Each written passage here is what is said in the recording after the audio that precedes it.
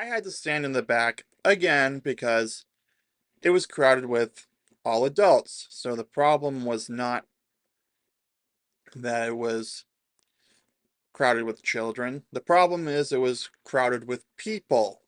What's up, everybody? Welcome back to the channel. Today I wanted to talk about my trip into Boston because a week ago, the day that this video is planning to drop, I spent my Sunday in Boston, solo for the most of it. It made me realize two things. One, I enjoy doing things alone, though friends definitely enhance the experience when you can do something with friends. And two, I really get why people want more adults only spaces. So I started my day with playing Breath of the Wild for almost 3 hours. It was a nice way to kill the time rather than last time I went on a day trip into Boston on my own because April's Martian at the museum, that was just directly to the museum with my mom, and then directly home.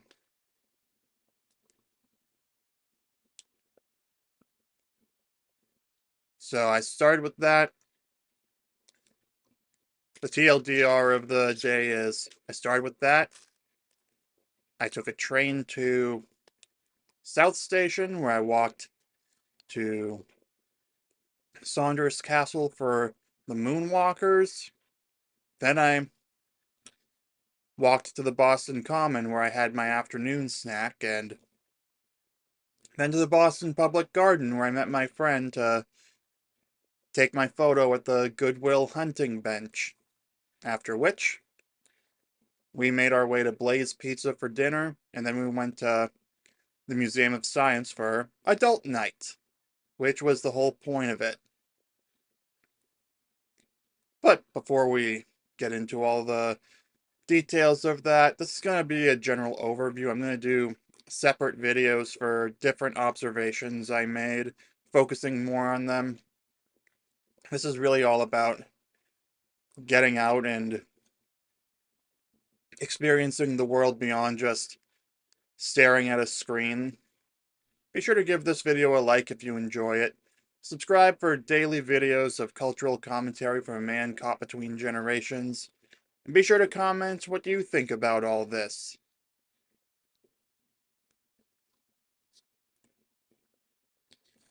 So anyway, as I said, first thing in the morning after I made and ate my breakfast taco, I decided to use the time to play more Breath of the Wild since I knew I wouldn't have the energy to do that when I got home. I'm not really going to go into too much detail about that, except I kind of had to pull myself away from it towards the end because I was really hooked on gathering everything I could and mapping out Hyrule so that I could just do my thing when the time came. For the main quest, that is. And yeah, the Switch 2 enhancements are really nice. Still the same game at heart, though, so I wouldn't count on it. I wouldn't recommend going out of your way for it unless you really can't stand the slower load times. That's assuming they throttle it in the Switch 1 edition, but that's beside the point. Anyway, after I showered and got dressed, I walked down to the train station, and that's where my adventure really began. While I was waiting, I was able to have a rare moment of male camaraderie by having a chat with some guys who were also there at the train station waiting for the inbound train.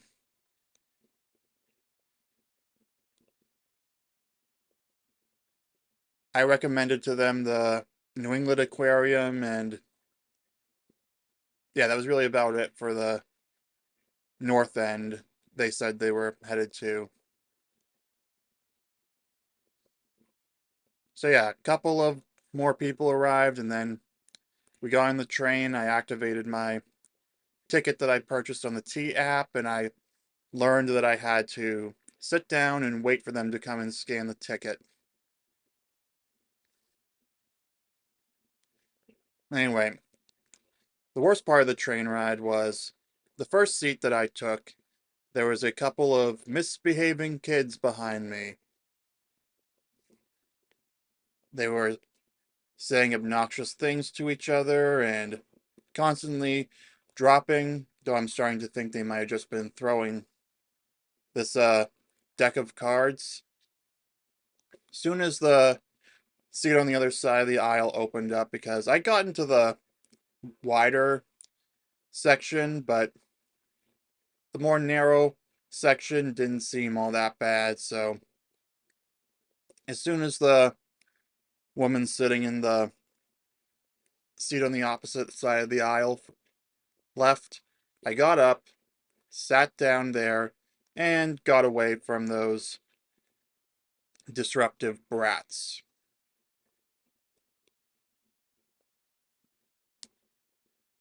Yeah, I can kind of understand what this, among other things I'm going to get into later, kind of makes me understand why child-free people want child-free spaces. Or adults-only spaces, I think, is the better way to sum it up. But you can't do that with public transportation. And I don't think that the playground on the train that we saw in the Ashley Embers video in a previous video of mine would solve that problem, because that seems more like for toddlers, and these were early elementary school or mid-elementary school age. But I digress. It was annoying.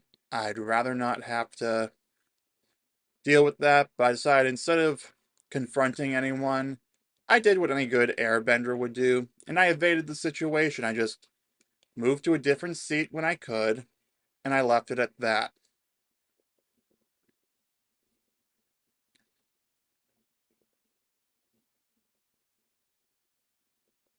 Eventually, we arrived at South Station, where I was able to get a water bottle because I ate my protein bar for lunch when I arrived at the train station, but I didn't bring any water bottles, mostly because the we were out of the shared supply of bottled water at home. Not to mention, I didn't want to be bogged down, because I kind of agree with Andrew Tate's stance of keeping hands free, because he raged against people who carry around water bottles, saying that he doesn't do that because he likes to keep his hands free for combat. I don't, I mean, this is true, right? I'm thirsty, I buy a bottle of water. I drink the entire bottle of water, and I throw the bottle away and free my hands for combat. Maybe I'll be attacked imminently. Who knows? Maybe it'll be an avalanche and I have to Aikido strike a fucking rock and split it in two to save my life. I don't see why I need to have a bottle of water in my primary hand. Now, my reasoning isn't for combat, it's more generally just being able to. I don't know, I like having my hands free, I like having one less thing to worry about. But yeah, I bought a water bottle when I arrived there, and I stepped out into the city, and it was kind of like stepping into the Temple of Time from Twilight Princess, where I just walked out and there was these massive skyscrapers. I'm not used to such large buildings, and I was like, whoa, this is different. But anyway, I started my walking route down to Saunders Castle from South Station. I walked through Chinatown. Not a whole lot of interesting stuff happened up until I arrived at this little park that they have. It's not a huge one, it's like a small triangle on the map. But when I went through the grass, I stepped in some dog poop, unfortunately. Or at least I hope it was dog poop, and that was it. Because I know in San Francisco there's a big problem with people pooping in the streets to the point that they have an app to track all of it. I don't know. You let me know in the comments down below if that's changed since then. I remember hearing about there being an app that people need to track that kind of thing, unfortunately. But yeah, what really got me angry was seeing that there was a sign that literally said to pick up after your pet because it, quote, transmits diseases. Well, I wiped off down my shoe on the grass as best I could. This guy who was sitting at a bench was actually nice enough to double check my shoe and confirm that it was clean.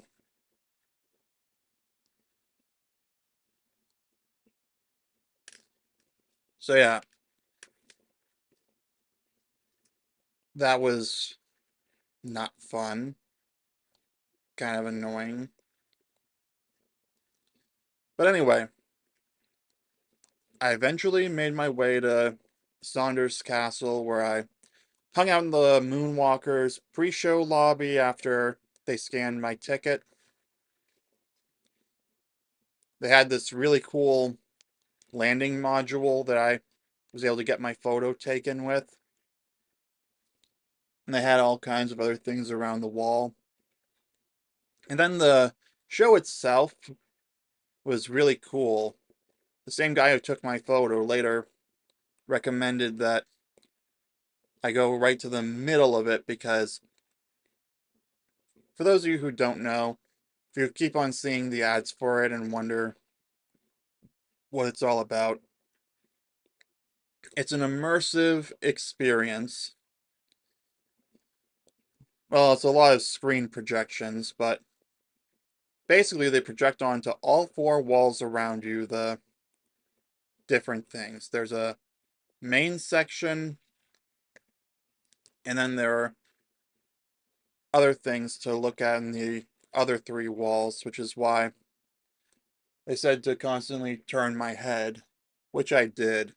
So I just sat down on the carpeted floor, right in the middle of it, and it was really cool to see.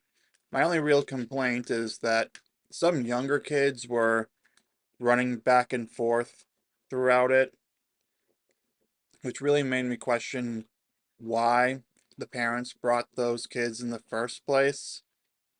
I would assume that maybe the older ones wanted to do this and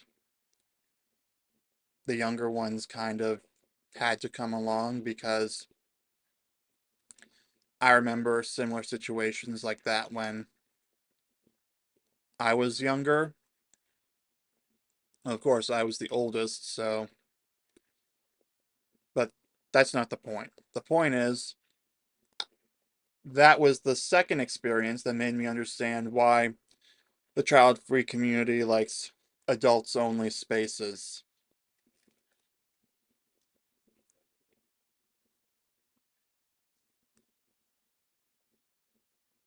But other than that, it was a really cool show. I liked seeing all the stuff about Tom Hanks's personal experience watching the moon landing, seeing how history was made, how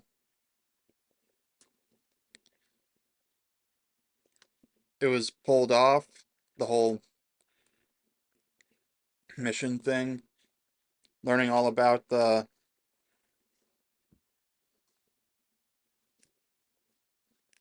planning and such, and more importantly, learning more about the Artemis missions that are currently underway.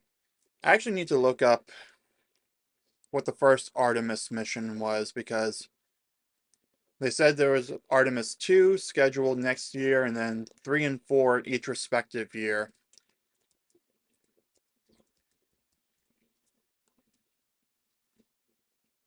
I'm looking at NASA's website.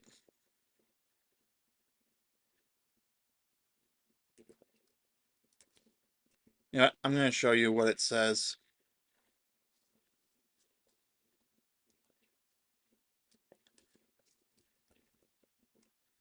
So yeah, Artemis 1 was an uncrewed flight test of the Space Launch System. That was in 2022. And so the next one is set for April of next year for 10 days.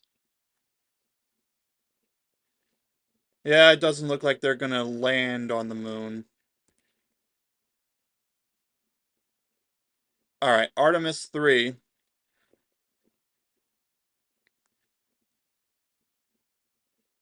Yeah, this is when they're actually gonna have someone land on the moon. Like, I am actually excited for this, I'm not gonna lie.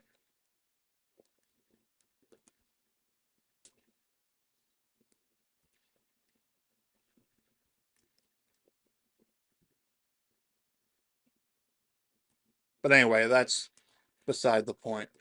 The point is, they say that some events are family friendly, but sometimes, as I learned later at the adult night at the museum, even if it's not perfect, it's still better to have adults only spaces sometimes. But I understand the burden would be on me to figure that out rather than try and force families to figure something else out. Look, it's the reality of that. Honestly, Moonwalkers was still a really cool experience. The reason I went in the afternoon was because I had the Museum of Science adult night. So, yeah, I had to schedule around that. Anyway, once I finished that up and had my fun at the thing, I went to the Boston Common, which is a quick 10-minute walk from Saunders Castle.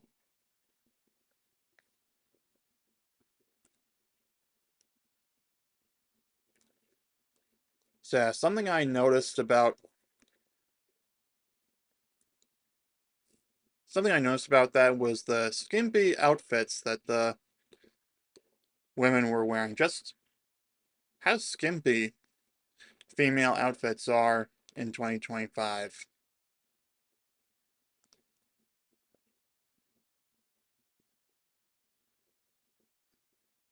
Yeah, it's just something interesting I noticed while I was walking around. I eventually went to Flower Bakery and Cafe to get another bottle of water and a blueberry muffin for my afternoon snack, after which I explored a little more of the Boston Common and then went over to the public garden to track down the Goodwill hunting bench. And I found myself lingering around that bench way longer than I should have, to the point I'm starting to wonder if anyone noticed and thought it was kind of weird. But yeah, I listened to the people who were playing music around the park. And then eventually my friend arrived and we were able to negotiate use of the bench to after explaining the significance of it, because the two girls who were sitting on the bench when my friend arrived and I went in to negotiate, they didn't know the significance of the bench. And then this couple who was there, they were able to take up take our photos on the bench after my friend took the picture of me on the bench, recreating the frame from the movie. And then I did the same for them because I'm a nice guy. Then I then my friend and I walked back to his car. We ventured through more of the streets of Boston that I didn't explore when I was there on Halloween. And I discovered there is a gentleman's club within walking distance of the Boston Common. I didn't go in because I don't think they were open, and even if they were,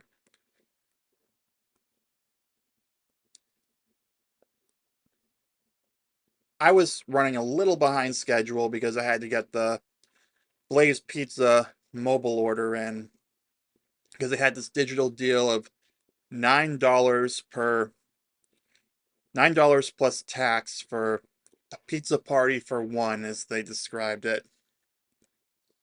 That is a really good deal for restaurant food in 2025. I'm not kidding. That is just a great deal. It looks like it's app only, which is why I ordered it on there. And I also just wanted to make sure that we stayed on schedule.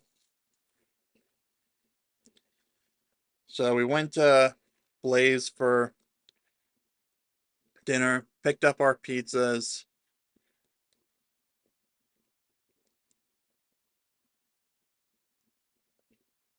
and we ate quickly. But something that I noticed is I was starting to get dehydrated. I thought I was doing pretty well with staying hydrated because I only had the one bottle of water when I got to South Station and the other at the Boston Common. I ended up buying a third one at the Blaze Pizza just for the sake of staying hydrated because I was starting to get a little dehydrated. This happened on Friday, but I think moving around so much under the sun, yeah, I'm starting to understand why so many people I've noticed were carrying reusable water bottles. Like, have you ever walked through a city and noticed almost everyone, or seemingly everyone, has a reusable water bottle or water container of some kind? You let me know in the comments down below if you've noticed that, because that's something I noticed on this trip. Maybe it's more of a summer thing because I didn't really notice it during when I went out on Halloween. Of course, it's presumably colder on Halloween, which it was not that cold by the standard of Boston in October. It was actually kind of warm on that day, but today just felt a lot warmer because it was warmer for a lot longer. But I'm getting off topic. Anyway, after a quick dinner at Blaze Pizza, we finally made it to adult night at the Museum of Science. It was exactly what I was. It was the genesis of this whole outing, plus the Moonwalkers tickets being nearly 60% off. So I was able to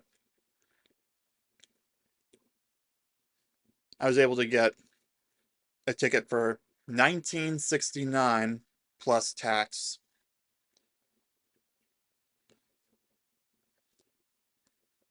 But getting back to adult night at the museum, my friend and I, we went to the exhibit halls. We got to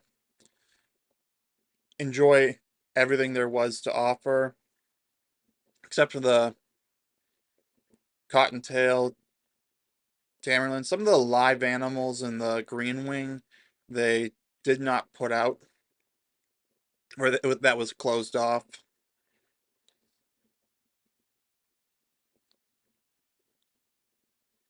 But we got to explore all the interactive exhibits that would usually have been monopolized by large groups of children. It started out sparsely populated, but it filled up with other adults throughout the night. And the irony of everything I was hoping to accomplish by going to adult night was I wanted to get better seats at the Theater of Electricity than when I went on Halloween, and I wound up having to stand in the back because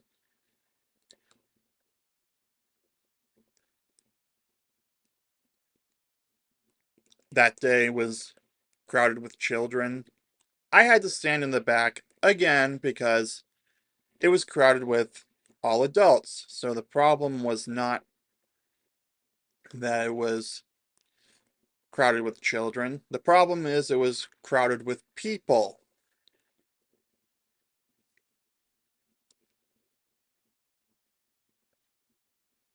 Unfortunately, that is the reality of it. I should have gotten there sooner and secured our seats. Maybe my friend and I should have explored Mathematica while we waited. Oh well, lesson learned. It doesn't matter if it's adult night or a typical day at the Museum of Science. You've gotta get your seats early at the Theater of Electricity if you want front row seats. But hey, we still got to enjoy the show.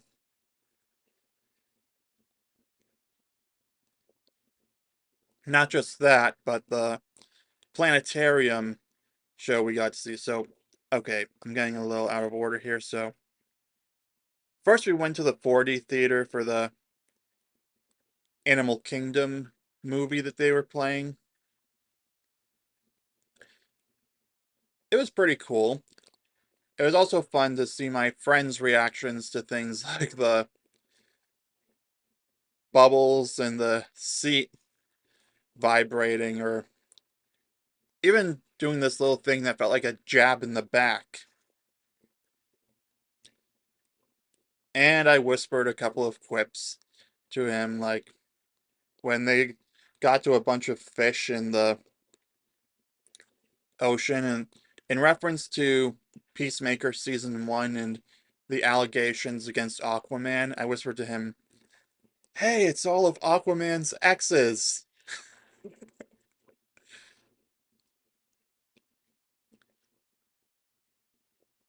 And then when it was explained that elephants were essentially a matriarchy, I guess, I also whispered to him, "Girls get it done." Reference to The Boys season 2.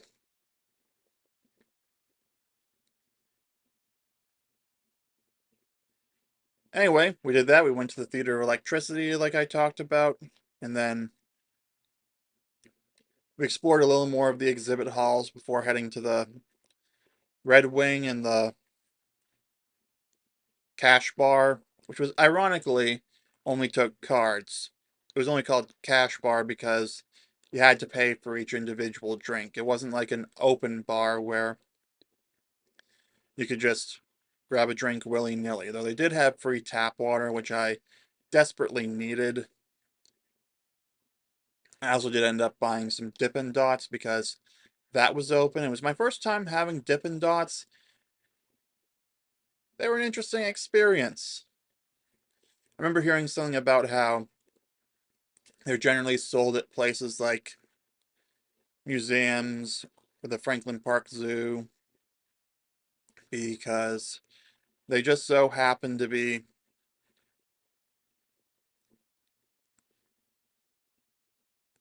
hard to melt. Like, they don't melt that easily. So yeah, after we finished our Dippin' Dots, we went to the Planetarium Music Show, which had a much longer line than I expected, but eventually we got in, we got our seats, and then we got to experience it was called the Beyonce, it was a Beyonce show, but basically they had cool visuals. I liked it, but some of them did also feel kind of like scaled up screensavers. And I mean, hey, the scale is pretty cool, I'll give it that. Not to mention, I think it would have been really cool if they We're able to get less mainstream music. I'm talking grunge, alt rock, something different.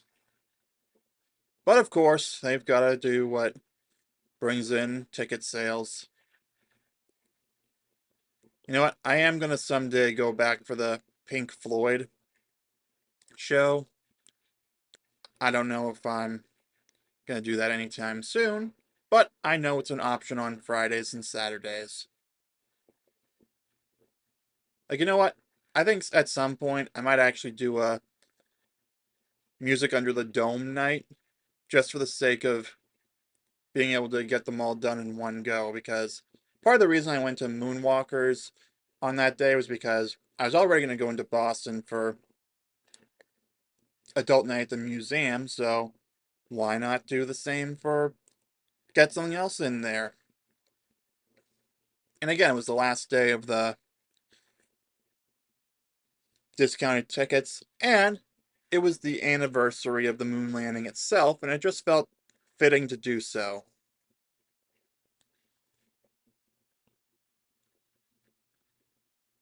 Anyway, after the Beyonce music experience, we actually went back into the exhibit halls for the last hour of the event because I chose the 8 o'clock Beyonce showtime. That way, if my friend got too tired, we'd have the option to leave and feel like we'd gotten our money's worth. We ended up staying pretty much until 9:45. We went back into the exhibit halls and got into things we didn't get around to the first time around. I was just glad that Science in the Park was finally open because both the last times I went there, once in 2019, once in 2024, the Martian trip doesn't count because I didn't go to the exhibit halls that day. On that day, we went, it was finally open. It was smaller than I remembered, so they shrunk it down.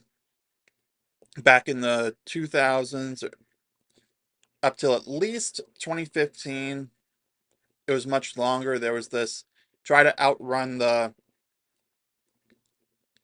light thing. You can look it up on YouTube if you want to try and track it down.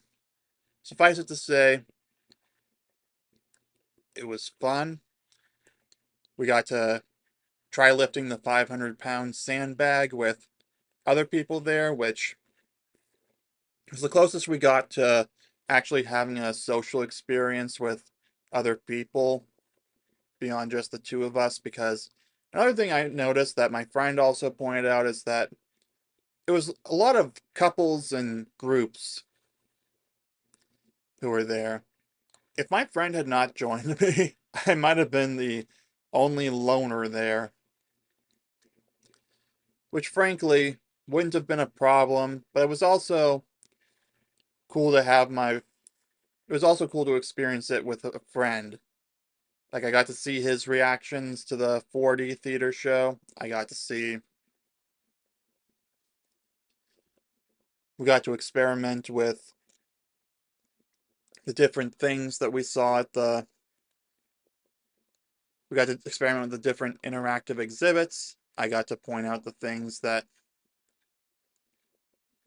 I always enjoyed. Like I actually noticed you could actually make out the teeth on Cliff the Triceratops. That's the name of the actual Triceratops skeleton they have at that museum, whereas the other one, it's a fake. It's just a model.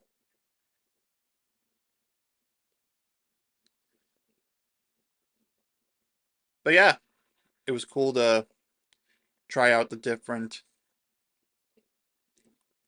new stuff at Science in the Park, like the 500-pound sandbag.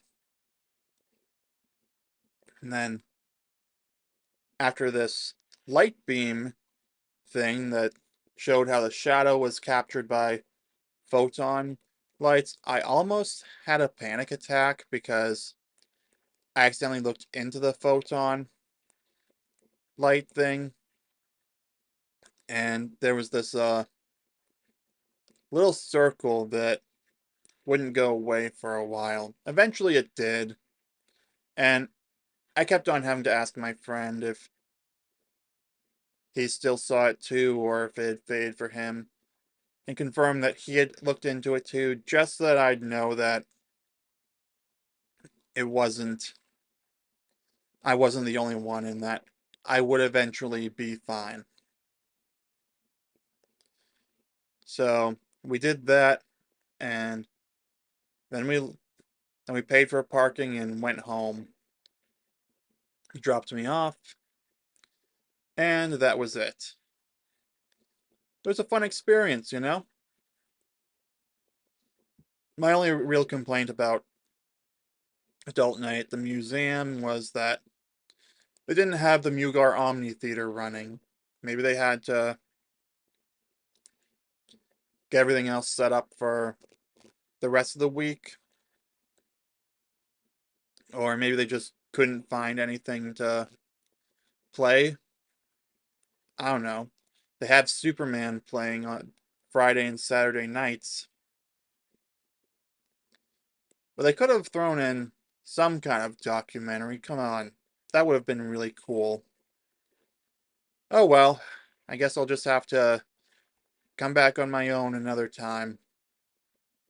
Probably in September when field trips are least likely to happen, though. I would not be surprised if maybe schools from further out of the area end up having one because they start earlier than the ones in Boston and the greater Boston area.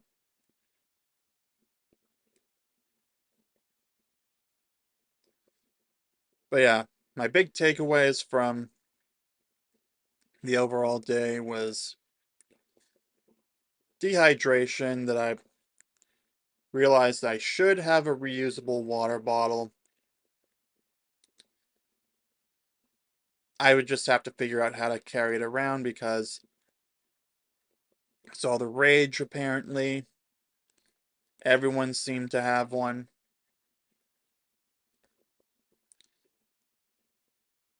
But yeah, after experiencing Adult Night at the museum, I think it was a nice change of pace, and it was cool to have an adults only space for once.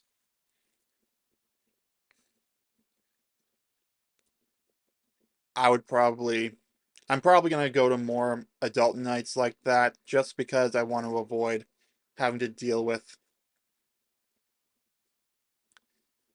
there being swarms of children being disruptive and such, as moonwalkers proved. Because you know what?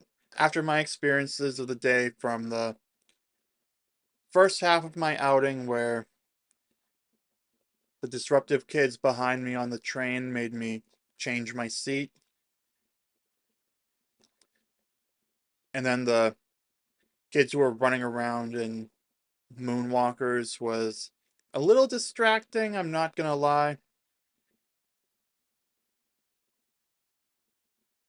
I completely understand why the child-free movement wants their own spaces, but I still stand by what I say, that the burden is on them to navigate the world as is, rather than forcing parents to hide in their houses with their children for 18 plus years.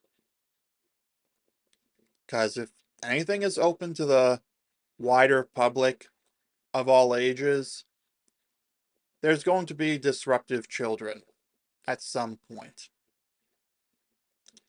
Even an R-rated movie at a movie theater could have that.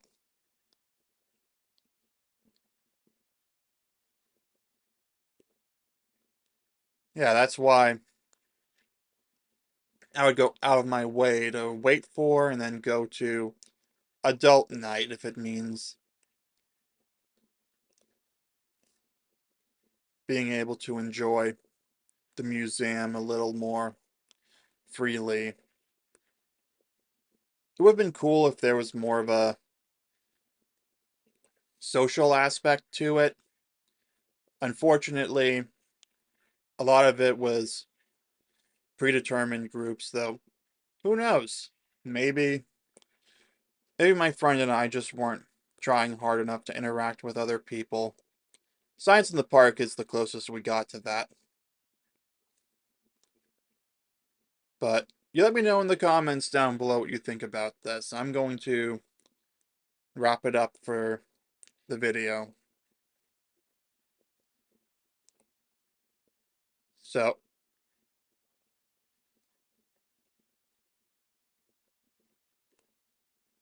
yeah, you let me know in the comments down below.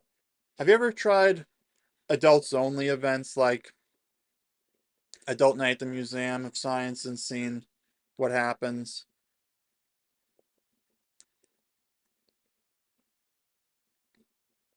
Yeah, be sure to give this video a like if you enjoyed it. And don't forget to subscribe for a cultural commentary from a man caught between generations. I'm going to be going into more detail about the different observations I made. This was a general overview of my day out. Thanks for watching. I'll see you soon.